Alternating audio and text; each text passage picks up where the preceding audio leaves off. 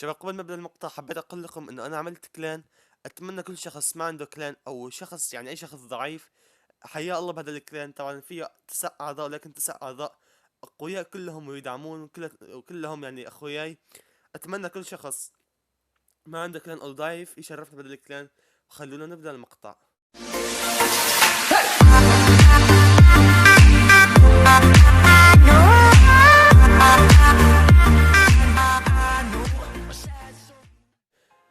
السلام عليكم، كيفكم شباب؟ شو طيبين؟ معكم اخوكم درعمت اليكم بفيديو جديد. طب مقطعنا اليوم راح استعرض لكم استراتيجية حسنت اوصل فيها 3300 كأس بدون ما استعمل اسطوري. طيب شباب، خلونا نشوف استراتيجيتي اللي انا استعملها بالعادة. هي استراتيجية السباركي، 5 اساطير باستراتيجية واحدة. لكن حبيت اختبر قوتي قبل ما اوصل 3300 كأس. حبيت اهجم بالاستراتيجية هي ما فيها ولا اسطوري، نقلتها من التوب بلايرز، نقلتها من اول لاعب. شباب، استراتيجية خرافية إذا عرفت تستعملها. إذا عرفت تستعمل هذه الاستراتيجية، استراتيجية جبارة، استراتيجية خرافية. طيب يا شباب، أنا كان باقي لي هجمتين أوصل 3300 كأس.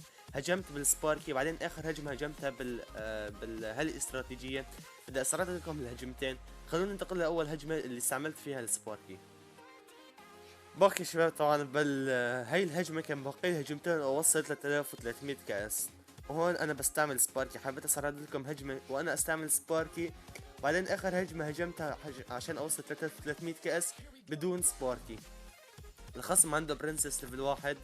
يعني شوف الفرق بين جيشي وجيشه. عنده العملاق الملكي ليفل 11، انا عندي البربر ليفل 9. يعني ليفلين فرق، يعني شوف الفرق ليفلين. و هلا شوف كمان ينزل لي ال 3 مينيونز. شوف عنده اياهم ليفل 11، انا عندي 3 مينيونز ليفل 9. شوف الفرق بين بطاقات وبطاقات. وشوفوا المينيونز تبعه ايش راح يعملوا بالمينيونز تبعي. شوف الفرق، شوف الفرق. بس عرفت اتعامل مع هذا الخصم، والحمد لله حسنت اهزم هذا الخصم. خلونا نسرع لكم شوي الهجمة. نزلت الايس ويزارد عشان احسن انزل الكسر كولكتر ثاني، نزل لي ايس ويزارد. شوفوا انا هون ايش عملته، هذا كان غلط بالنسبة الي. نزلت السباركي من هذا الطرف عشان فكرت ينزل العملاق الملكي، مشان ما يحسن ينزل العملاق الملكي. بس الخصم غدرني ونزل لي العملاق الملكي من الطرف الثاني. انا طبعا حطيت له بربر، صديت العملاق الملكي، والسباركي قتلت الايس ويزارد وراح تقتل الاميرة. يعني السباركي ما يعني ساعتها ما وقفت، يعني كمان عملت هجوم من الطرفين. بربر من طرف، هو ترك البربر، هذا الشغل صح. يعني السباركي اهم من البربر، يعني السباركي فيه تمسح، هو ترك البربر ما عنده اكسير. والبربر ليفل 9 شوف ايش راح يعمل بالبرج اللي برج الخصم.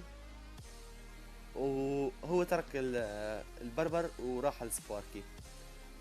طبعا البرج تبخر من عند البربر، والسباركي كمان الحمد لله حسنت تضرب ضربة. يعني الخصم خلص ما تركت له مجال ابدا، يعني خلص راح اطير له تورين. خليني اسرع لكم الهجمة. يعني النتيجة بينت من هلق، يعني عنده الماينر الاثنين، والفرق الجيش بين جيشه وجيشه. الحمد لله حسنت انا افوز. نزلت له العملاق، نزلت له بربر، وضربت زاب، وهو ضرب زاب بنفس الوقت. مذهل، يعني فعلا شيء مذهل. والحمد لله حسنت امسح هذا الخصم. حاليا ننتقل للجزء الاهم، للهجمة اللي ما فيها ولا بطاقة اسطورية، اللي وصلت فيها 3300 كأس. لكل شخص يقول انه انا انه انا فيني اوصل ساحة اسطورية بس ما عندي ولا بطاقة اسطورية، ليك ما احسن. يعني اتمنى تشوف هالهجمة بدون بطاقة اسطورية وصلت فيها 3300 كأس. والخصم يستعمل اعتقد الاميرة عنده اياها ليفل 2، واعتقد عنده ايس ويزر. نزل لي الفالكاري ليفل 8. يعني شوفوا بالله شوفوا فالكاري ليفل 8 وماسكتي ليفل 8 وعملاق ليفل 8. انا ما عندي ولا بطاقة عادية ليفل 8، كلياتهم ليفل 7. هاي الاستراتيجية انا عم استعملها، نقلتها من التوب بلايرز مثل ما قلت لكم. بس لازم تعرف تتعامل مع الاستراتيجية. هون انا حطيت السم على كل جيش، حطيته على ماسكتير وعلى الفالكاري. البرنسس عنده ليفل 2 وانا ما استعمل ولا بطاقة اسطورية. طيب يا شباب، هون الخصم يعني تغلب علي. حطيت الميجا مينيون، الحمد لله قتل لي الماسكتير، قتل لي الاميرة. يعني الميجا مينيون ساعدني فعلا، ساعدني كثير. يعني شوفوا البرج يتبخر تقريبا، يعني 446. حطيت الكسر كولكتر ثاني. بديت اللعب شوي لاني انا اكسيري ناقص واكسيره كثير يعني اكثر مني. ضرب لي فاير بول. هديت اللعب شوي مشان اجمع اكسير. هون قررت اني انا ابدأ بالهجوم. حطيت عملاق وحط لي ايس ويزارد. نزلت ماسكتير وبرنس. وهنا حطيت السم على البرج وعلى الاشياء اللي موجودة قدام البرج. يعني السم شي خرافي، استراتيجية قوية بمعنى الكلمة اذا عرفت تستعملها. نزل لي البربر. الحمد لله الميجا مينيون فادني كثير. يعني شوف الميجا مينيون الشغل اللي عم يسويه، عم يقتل البربر وعم يقتل الفلكري. ضربة الميجا مينيون قوية والله صراحة، يعني بطاقة قوية. ليفل 6 جلسة تفيدني بالكؤوس العالية وليفلها 6. طيب يا شباب الخصم مثل ما قلت لكم انه عنده بطاقات اسطورية.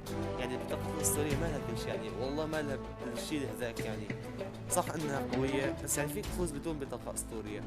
نزلت الماسكتير، تخلصت من الأميرة، حطيت الكسر كولكتر.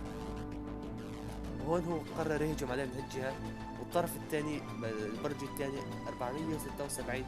يعني فاير بول 2 يفوز، يعني ياخذ الطور.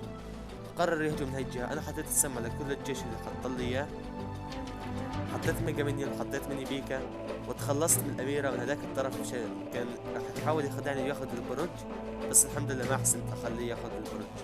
نزلت هون عملاق ثاني، ولكن الميني بيكا مثل ما بتعرفوا شطحات وشطح.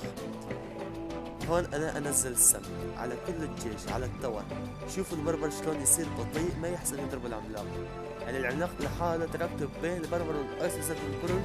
يعني شوفوا ايش عمل بالبرج، حسن يشيل لي اياه. والميجا مينيون ضرب لي الضربه الاخيره وشلت البرج. والميني بيكا وصل ضربه وضربتين وثلاثه، كان فينا اطير له التورين. يعني الخصم خلاص استراتيجيه قويه، يعني ما حسن يوقف ضد الاستراتيجيه مع انه عنده 3 بطاقات اسطوريه، الأميرة ليفل 2 والآيس ويزارد. أتمنى كل شخص ما عنده أي بطاقة أسطورية يجربها، لأن هي استراتيجية خرافية بمعنى الكلمة. هي الاستراتيجية الكل يشوفها، العملاق والإلكسر كولكتر والبرنس، الزاب والسم والفارسة والميجا مينيون والميني بيكا. طبعا هي استراتيجيتي الأصلية، ولكن حبيت أختبر نفسي.